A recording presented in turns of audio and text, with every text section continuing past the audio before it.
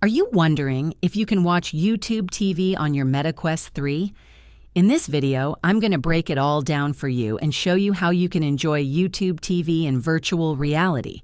If you're ready to take your streaming experience to the next level, you'll want to hear this. Yes, you can watch YouTube TV on the Meta Quest 3, but there are a few steps to make it work seamlessly.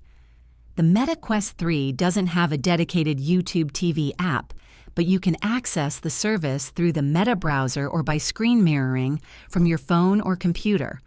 To use the browser method, open the Meta browser on your Quest 3, go to the YouTube TV website, and log in to your account. From there, you can stream live TV or recorded shows directly in VR. Alternatively, if you prefer a more immersive experience, you can cast YouTube TV from your smartphone or computer to the Meta Quest 3 using apps like Virtual Desktop or mirroring tools. Simply connect your device to the Quest 3, and you'll be able to watch your favorite shows in a virtual theater-like environment.